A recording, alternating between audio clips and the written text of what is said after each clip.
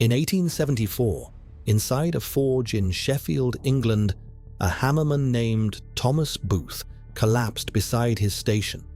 The belly-helve hammer above him continued its rhythm, 60 blows per minute, even as workers dragged his body clear.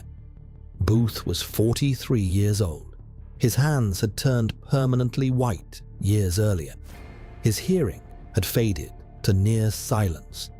The vibrations that pulsed through his arms for 2 decades had finally stopped his heart.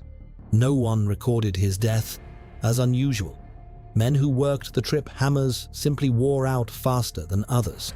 This is the story of machines that never rested. Massive iron heads mounted on wooden beams, lifted by water wheels and cams, crashing down onto glowing metal hour after hour, day after day, year after year. The hammers did not pause for meals. They did not pause for darkness. They pounded through entire human lifetimes, while the men who fed them aged in dog years. Factory owners called them essential. Engineers called them efficient. The workers who stood beside them, absorbing every impact through their bones, called them something else entirely. These machines built the tools of civilization: scythes, axes, anchors, and armor. But they extracted payment from every man who served them. And the toll was measured not in years, but in fingers, hearing, and heartbeats. Hand forging was brutal work. A skilled smith could swing a hammer perhaps 30 or 40 times per minute, but only for short bursts. Human arms tire. Human backs fail. Human endurance has limits no willpower can overcome. By the time ironworkers finished one piece, exhaustion had already begun claiming the next. The trip hammer solved that problem. Water wheels turned camshafts. Camshafts lifted massive iron heads mounted on pivoting wooden beams called helves. When the cam released, the head fell under gravity and struck whatever lay beneath it. Then the wheel lifted it again, and again, and again. The cycle never stopped because the river never stopped. The belly-helve hammer was the workhorse of the finery forge. Its head typically weighed a quarter ton, 500 pounds of iron crashing down 60 times every minute. That is 3,600 blows per hour, more than 200,000 per week, all from a machine that asked for nothing but flowing water. By the 1700s, these hammers were converting pig iron into bar iron across Britain and the colonies. Sheffield alone operated dozens of forges called tilts by 1750. The cutlery trade depended on them. So did anchor makers, scythe manufacturers, and toolsmiths of every kind. I need to pause for a moment. If these industrial history stories are valuable to you, I would be grateful if you could subscribe and let me know in the comments which forgotten machines deserve investigation next. Now, back to the forge. The math made the decision obvious. Why hire multiple strikers when one water wheel could deliver more blows, more consistently, with no wages and no rest?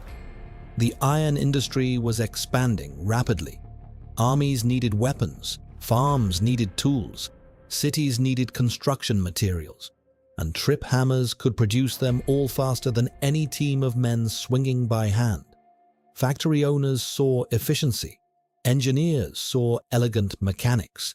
The reasoning seemed flawless. No one saw a problem. But here is what they missed. The machines that replaced human arms did not eliminate human presence. Someone still had to stand beside that falling head, feeding glowing iron into the strike zone hour after hour. And as we will soon discover, the hammers that freed men from exhaustion would exact their own price, one that accumulated with every blow. By the early 1800s, trip hammers had spread across the industrializing world. They pounded in the forge valleys of Austria, They thundered along the rivers of Pennsylvania. They filled entire districts of Yorkshire with rhythmic violence that never ceased. The Hay Creek facility in Birdsboro, Pennsylvania, was erected in 1740. It was one of hundreds of American hammer forges that transformed the colonies into an iron-producing power. In Germany's Bergisches Land region alone, more than 100 hammer mill sites operated simultaneously. The Piedmont valleys of Italy had forges that remained productive into the mid-20th century. This was not a local phenomenon. It was global. The machines themselves varied in scale. Tilt hammers used for cutlery work carried heads weighing around 50 kilograms, light enough for rapid, precise strikes on thin steel. Finery forges used belly-helve hammers with heads approaching 300 kilograms. At the extreme end, some industrial hammers exceeded 500 pounds. All of them fell repeatedly, hour after hour, powered by water that never tired. Strike rates depended on the cam design and wheel speed. 60 to 80 blows per minute was standard for heavy work. Lighter hammers achieved 100 strikes or more. I want you to think about that number for a moment. 100 impacts every 60 seconds, 6,000 per hour, nearly 50,000 in a single shift. Could you imagine standing beside a 500-pound hammer, falling 60 times every minute, while the floor shook and the air itself seemed to pulse with each impact? Here is the thing most people do not realize. These hammers did not just shape iron, they shaped the men who tended them. Continuous operation was standard practice. When orders demanded, forges ran day and night, stopping only when the river froze or the wooden helve finally split. Workers positioned themselves within arm's reach of the falling head, gripping long tongs, feeding glowing iron into the strike zone again and again. They stood in that position for entire shifts, for entire careers, and every single blow produced noise. Modern measurements of forging operations show that hammer strikes on metal generate peak sound levels between 120 and 140 decibels. Let me put that in perspective. 140 decibels is louder than a jet engine at takeoff. It is the threshold of physical pain, and these men absorbed that sound thousands of times per day without any protection whatsoever. The scale was industrial. The output was enormous. The machines built the tools that built nations. But the danger was invisible, accumulating so slowly that no one thought to measure it until far too late to stop what was already happening. A trip hammer looks almost peaceful when it operates. There is no fire visible, no steam escaping, just iron rising and falling in steady rhythm. But that rhythm carried forces the human body was never designed to withstand. A single hammer strike on metal produces approximately 140 decibels of sound pressure. That is not just loud. That is the threshold of instant hearing damage. That is pain translated into physics. And at 60 blows per minute, workers absorbed 3,600 of those impacts every hour. Across a 10-hour shift, that totaled 36,000 blows. Across a working year, the number climbed into the millions. The result was predictable. Deafness became so universal among forge workers that it stopped being remarkable. One observer noted that a 40-year-old blacksmith would already be hard of hearing. A retired blacksmith was always deaf. Let me say that again. Always. Not sometimes. Not often. Always. But noise was only half the assault.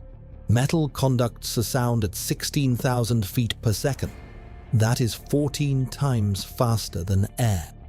When hammer struck iron, the vibration did not stay in the metal. It traveled through the tongs the worker gripped. It traveled through the floor he stood on.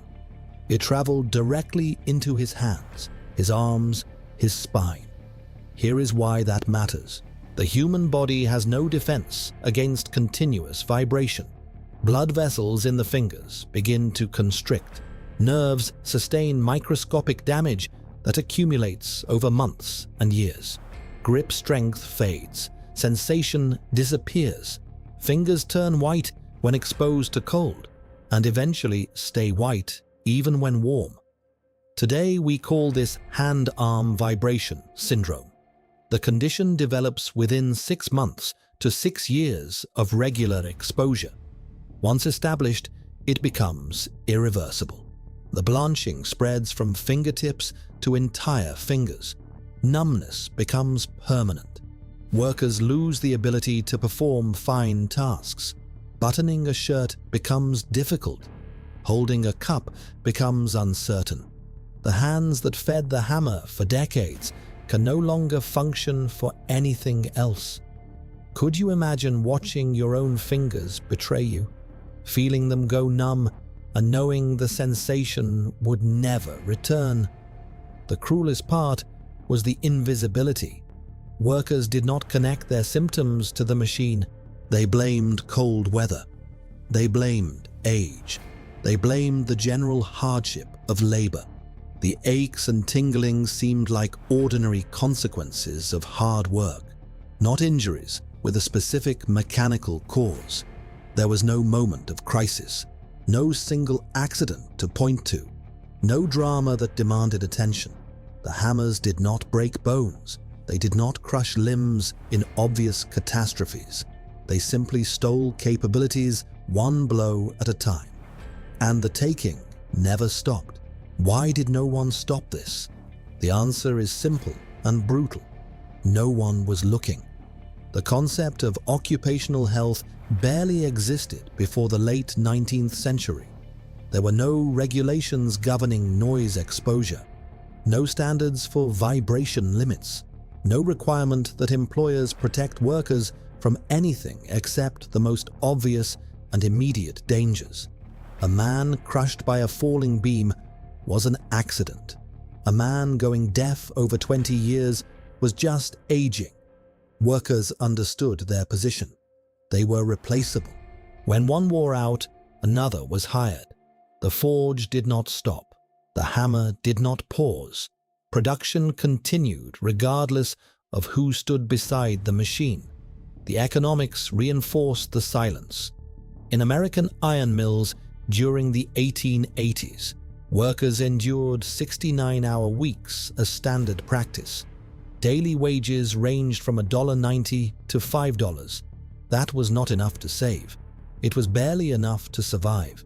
And in some operations, companies did not even pay in cash.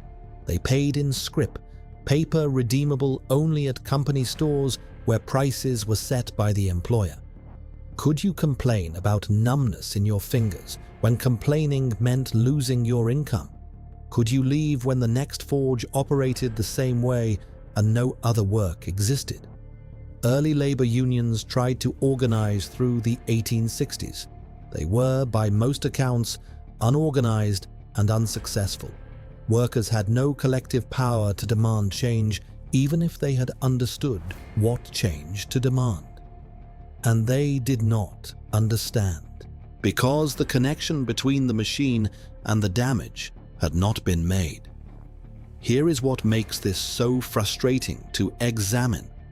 Hearing loss, numbness, and weakness were considered natural consequences of hard work, not injuries, not occupational diseases, just the ordinary price of labor that every working man paid.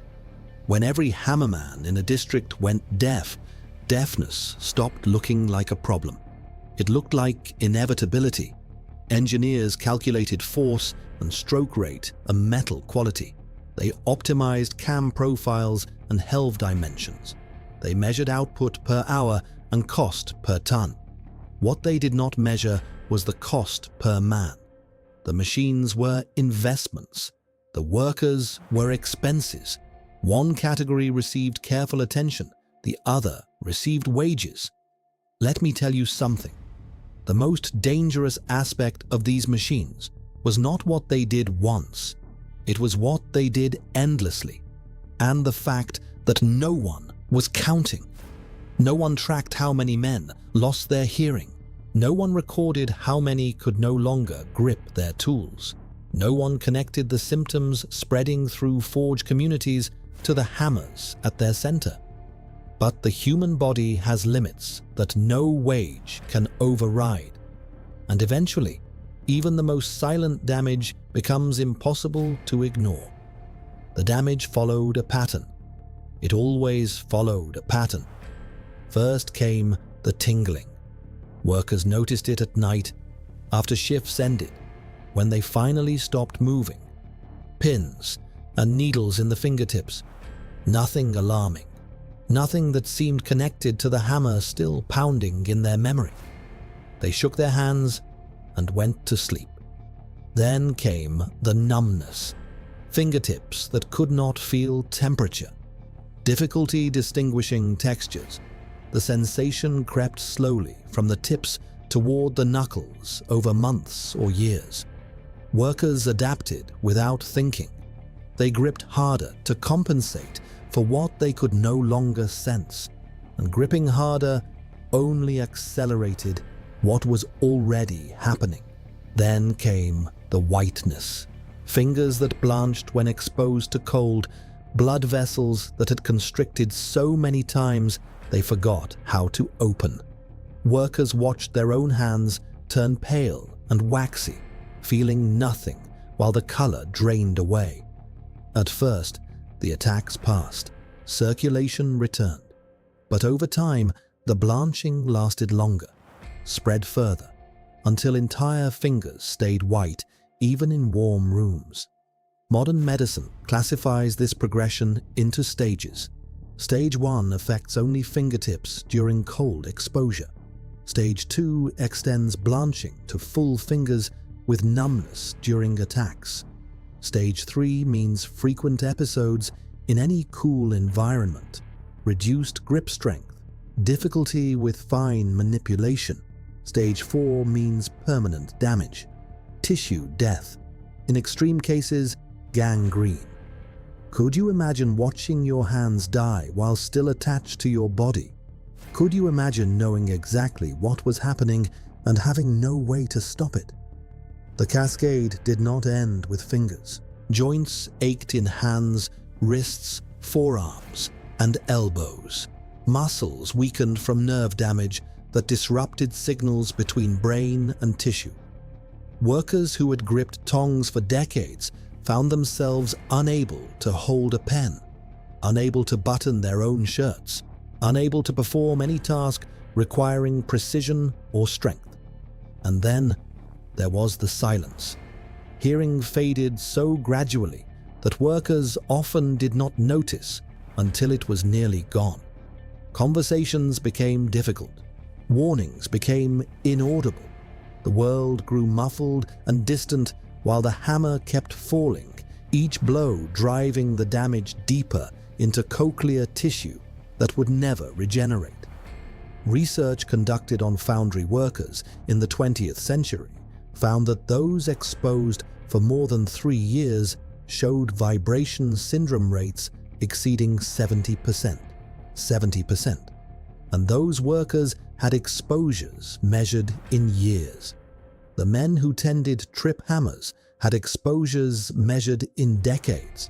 Could you imagine spending 30 years beside a machine only to emerge unable to hear, unable to grip, unable to feel your own hands? The social consequences multiplied the physical ones.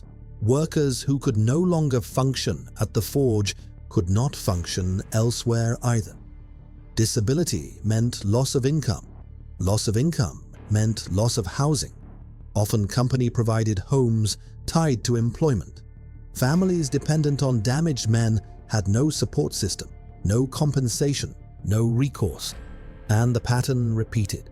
Sons followed fathers into the forges.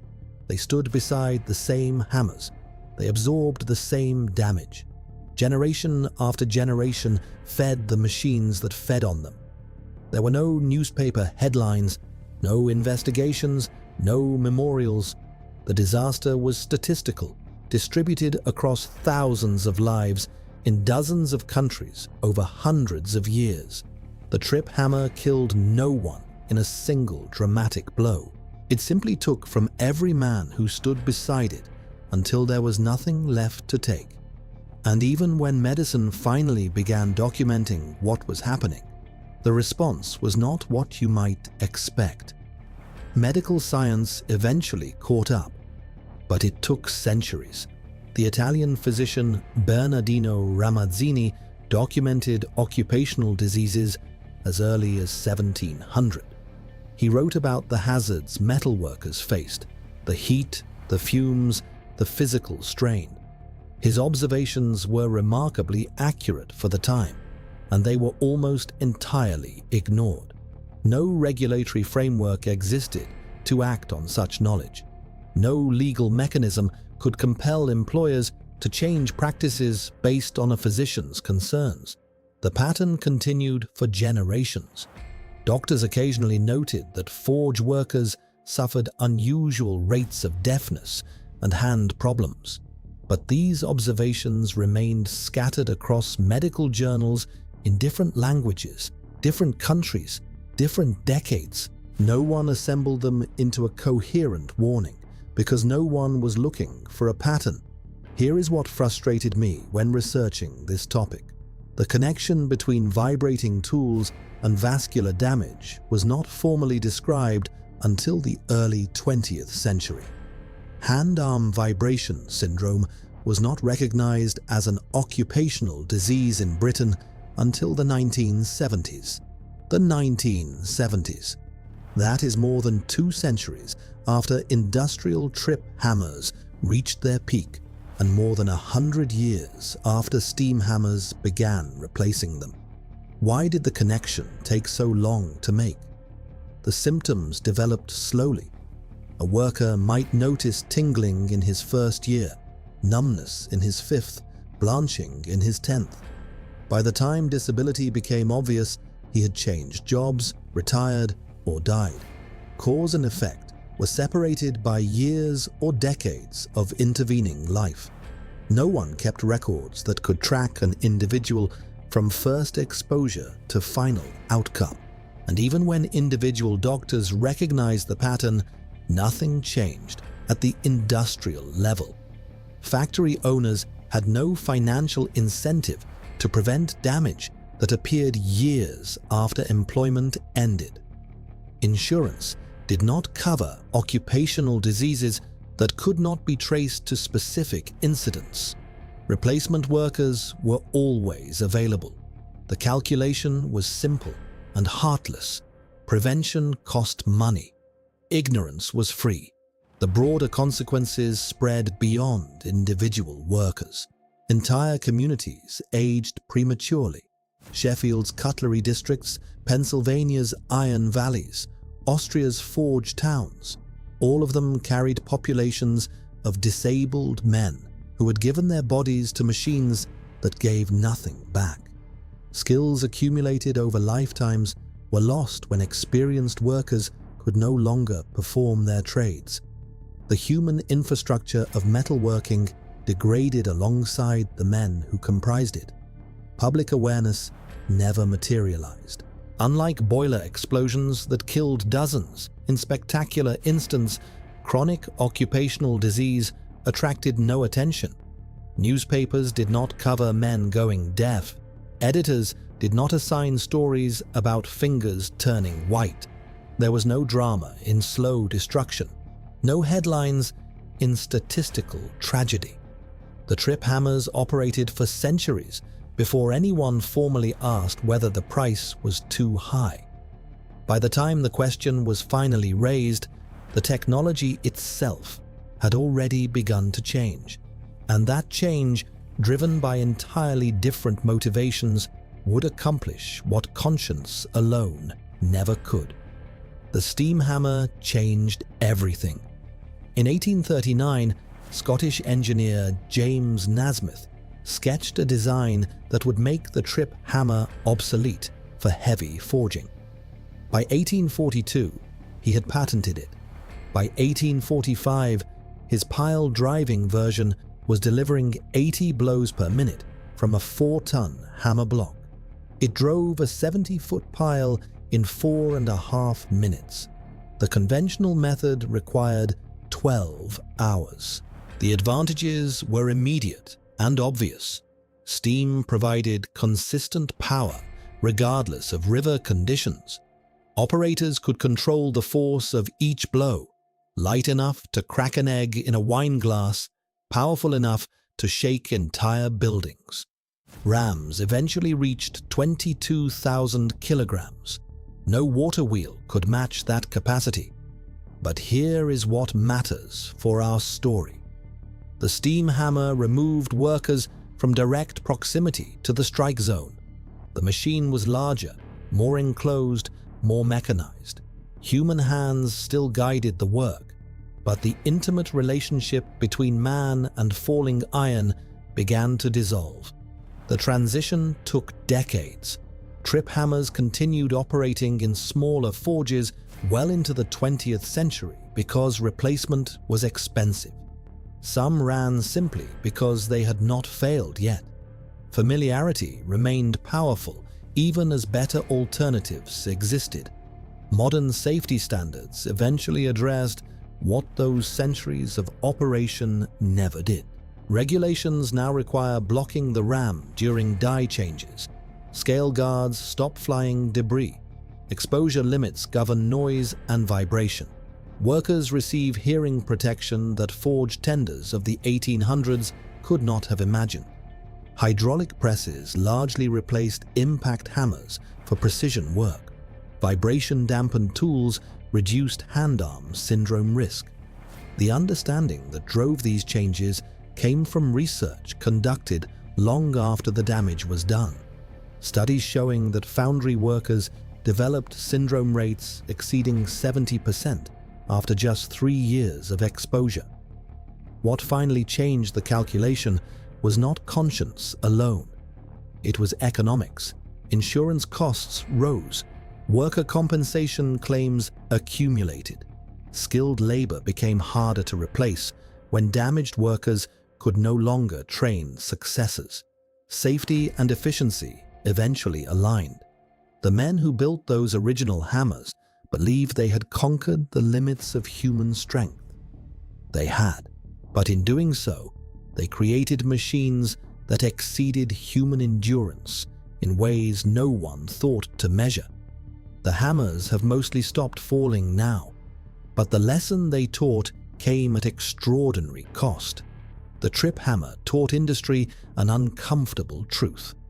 Efficiency does not equal safety, and productivity can be measured in human cost.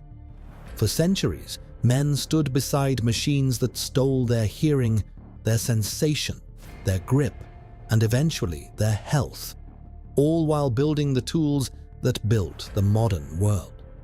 Today, regulations limit noise exposure.